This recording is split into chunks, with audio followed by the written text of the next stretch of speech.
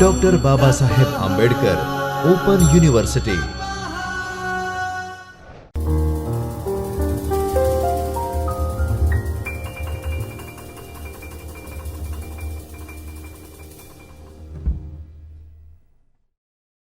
Namaskar dear students, I welcome you all in today's video lecture session on literary terms. I, Jayjivani, welcome you all for today's lecture which is on literary terms. Let's see what literary terms is. It's block number 3, unit number 15. So, now you must be thinking what this term is. What does literary term mean? But before we get into this literary term, let's simplify it by this term called term or terminology. What do you mean by term or the terminology? It's nothing but vocabulary related to certain field of study, such as how do you know that this is light? The word light is a specific vocabulary for the field of science. When you say something like text or say chapter, it's something related to academics. When you use the word research paper, again vocabulary that would be for the certain field of study, that is research or say academic studies.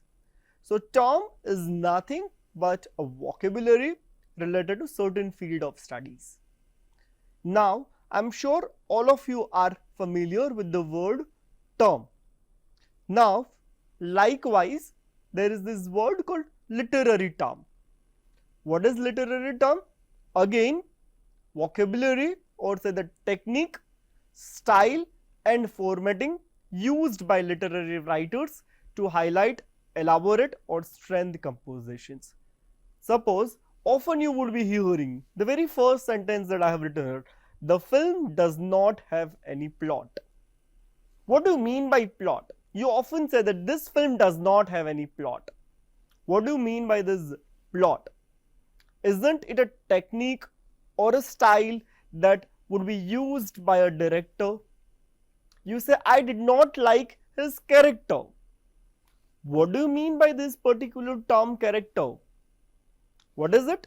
It is nothing but the role that would be played by an actor. It does not talk about your character. Theme of the play is amazing, huh? What do you mean by this particular term theme? What is it? It's a literary term.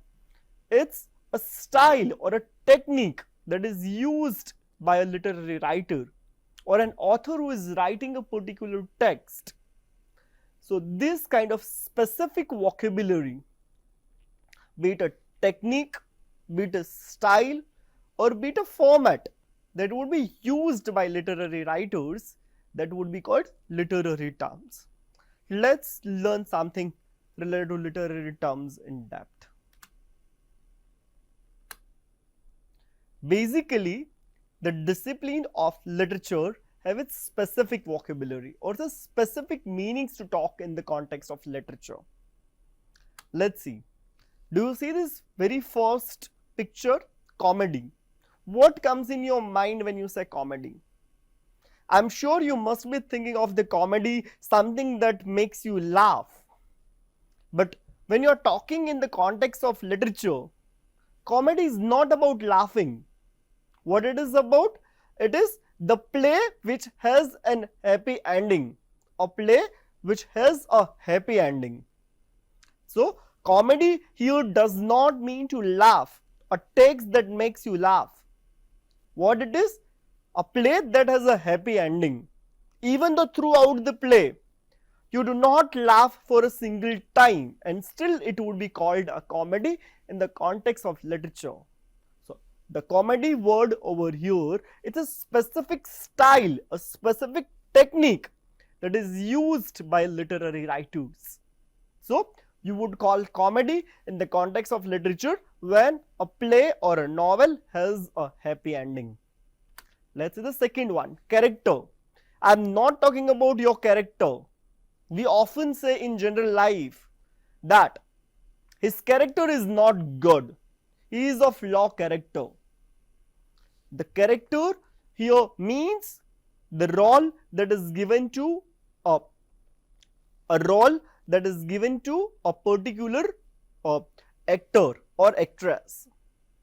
His character is of Mona Lisa, which means the actor is going to play a role of a particular character.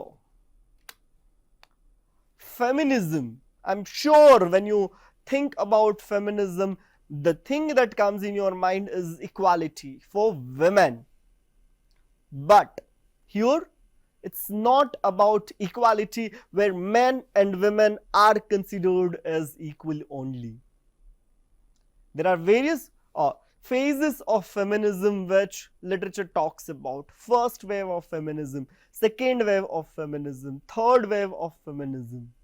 So feminism here in the context of literature, it is about the equality based on the gender.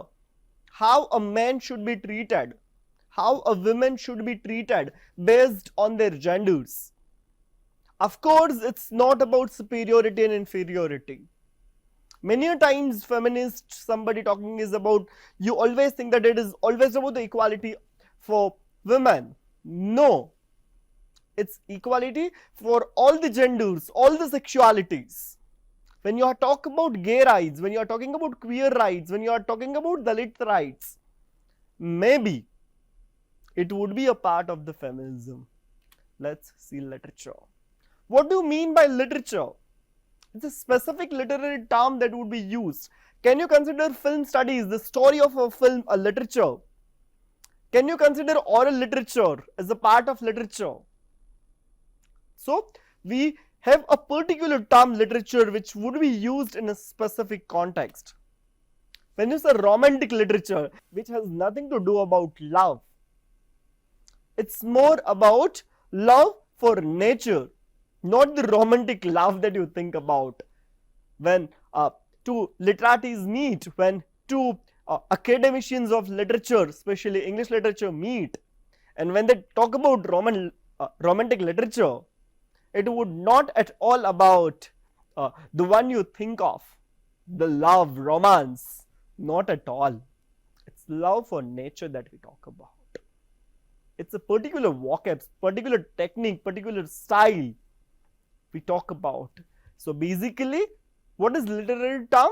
Literary term is basically the discipline of literature that have specific vocabulary, specific meanings to talk in the context of literature. Let's see the next one.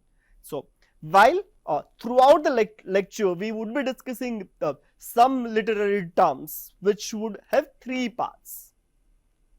The first, we will talk about what does this particular literary term mean, the meaning. Second, we will talk about the historical context of that particular literary term. How did it derive? What does it talk about? What is the meaning of this particular literary term in the today's context? How has it derived? That we would be talking about.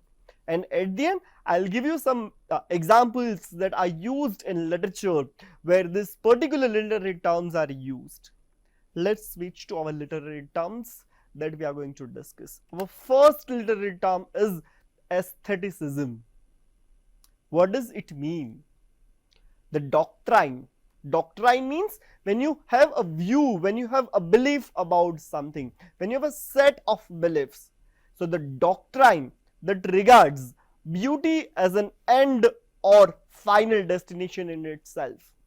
The moment I talk about education, for an example, the moment I talk about education, education for the sake of education, not for earning the money, not for earning some degree, but I am here attending this lecture to study, to get the education, education for the sake of education.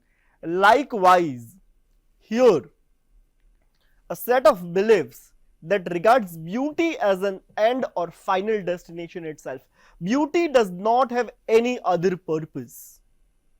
which means it does not, when you are looking at something, when you are looking at a poem, when you are reading the poem, it's beautiful. You are talking about the beauty of poetry, not about what moral values it carries, not about the message that that poem sends. When you are looking at some piece of art, when you are reading it, looking at the sculpture, what aesthetic values it has, the beauty in that art that ends in itself. That's what it talks about when we are talking about aestheticism. So, aestheticism is a branch of philosophy which deals with three things: nature art, beauty, and taste. Basically, aestheticism was a literary movement or a philosophical movement of second half of 19th century, leading to the belief in art, art for art's sake. Like when you are reading at, when you are looking at this picture, it does not have any other purpose than the beauty in itself. Look at those wonderful colors. It pleads your eye. It gives you some aesthetic value. The beauty, the final beauty is there. It does not have any other purposes. So, this particular literary movement of second half of 19th century, around post 1850s, that believed in art for art's sake, that it talks about. Let's look at the history of this particular term. How did this arrive? How did it origin? So, the word has origin. This particular term has its origins in Greek, from Greek meaning sensitive, perceptive, and sentient, the beautiful basically. So, let's look at the history of this particular movement, aestheticism. So, Immanuel Kant, a German philosopher, Kant, he separated the sense of beauty from practical interest. The beauty does not have any other practical purposes. He later adopted this idea, was later adopted in France by Baudelaire and Flaubert, and later in England it was supported by Walter Pater and Oscar Wilde during 1890s. There it arrived in England, and it basically talks about art for art's sake. Aestheticism basically talks about art for art's sake. This term was coined by Victor Cousin in French, and that was during 1818. The term art for art's sake came in 1819, which was coined by Victor Cousin. And the basic idea over here, when we are talking about aestheticism, the basic idea over here is art above life. Life should imitate art rather than art imitating our life. The art is end in itself. It does not need anything else. It does not have any other purpose than the art itself, the beauty itself. La por l'art, l'art por l'art. Let's look at some examples that we have. The very first writer, and one of my all-time favorites, Oscar Wilde.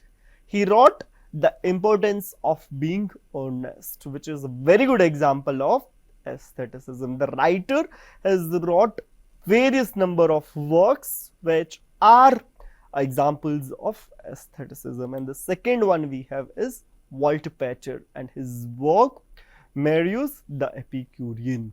Marius the Epicurean, that is another example that we have of aestheticism.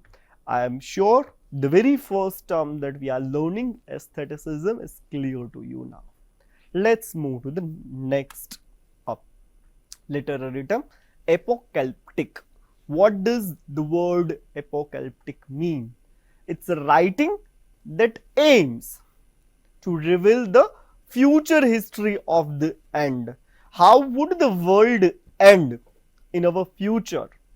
And the ultimate destiny, the final destiny of Earth and its inhabitants.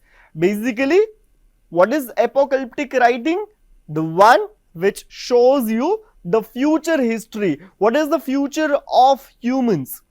If you remember a good example of apocalyptic writing, you are sure that there were certain films or literature on COVID-19. I am unable to recall the name of the film which came in 2001, which was almost about the human history that just by touching others, humans would die. And recently in 2019, 2020, we faced COVID, where people were dying by just human touch. So that film, that book is apocalyptic writing, which talks about the future. So basically, futuristic secrets through prophecy. Prophecy means talking about the future. So basically, it is concerned with the coming of the world, coming of the end of the world. Basically, a visionary pattern. You can see the future of the history. Apocalyptic writing basically is dealing with how the future looks like. The writing shows us the destiny of our Earth and the inhabitants of Earth. If you see this book, it's World's End, the World's End, apocalyptic writing. Let's discuss the term. How has this term origined? Again, it has come from the Greek word apocalypsis, and English we have apocalypse, which we call apocalypse. What does it mean? It literally means something uncovered, basically a secret that is revealed, something that is uncovered or something that is revealed. When a secret is revealed, you call it apocalypse. So the word apocalyptic, the term apocalyptic writing has come from there, the Greek term. And or if we talk about the history of apocalyptic writing, it has emerged as a new genre of literature in early Jewish tradition. When? During which time? Commencing means starting sometime in the 3rd century BCE. Long back it has a history, apocalyptic writing. So basically here the basic idea is futuristic literature related to a prophecy, or say related to something that is going to end in future. Let's see some examples of it. If you can remember this picture, by I have brought some visuals for you which would help you to remember these terms. If you go back to the first one, art for art's sake, you just remember this picture. The beauty ends in itself. The picture is enough for you for the beauty. And here again, if you see here, you have something that is a very horror, something that brings disaster, something that brings end, the fire. So if you see the poems, examples, the poems by William Blake, the London, Jerusalem and Milton, if you read these words, wept and walked forth from films well clothed in clouds of blood. Here he is talking about Jesus, the God itself, weeping, wept and walked forth from where?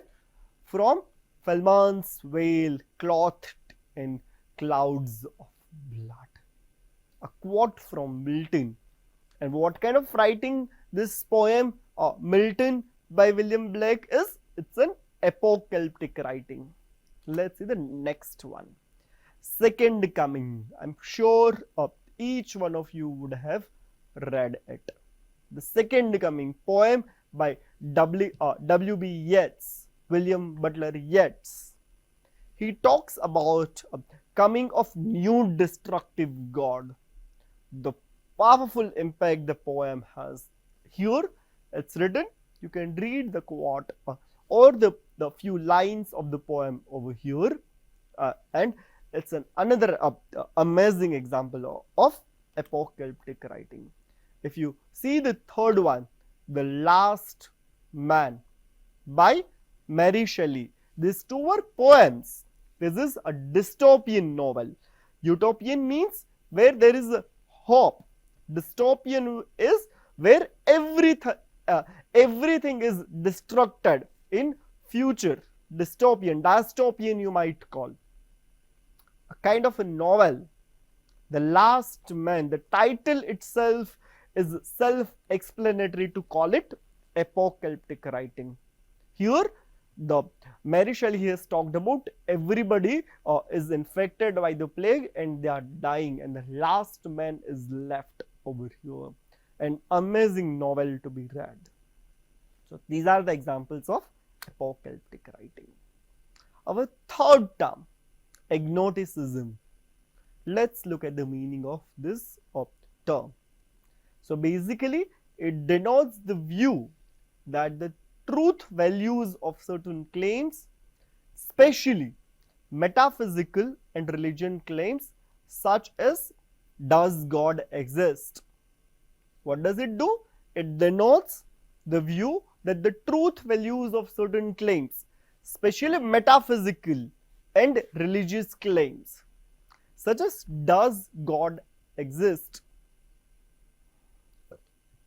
You're questioning the idea of religion, you're questioning the metaphysical idea of God, whether the God exists or not. So this kind of claims are agnostic view. You're questioning either it is unknown or perhaps unknowable, you can't know it. So basically it deals with two things, metaphysics and religion, religious views. So basically again it's about questioning the idea or existence of God, and again it was a literary movement of Victorian period during 1860 to 1819s. It was quite prevalent in England. Let's see why. Let's look at the historical context of agnosticism. So origin of the term, it roots in science, roots of agnosticism in science. It's coined by Thomas Huxley. He was a biologist in 1869, and what he says, I neither deny nor affirm the immortality of man. I neither deny nor affirm immortality of man.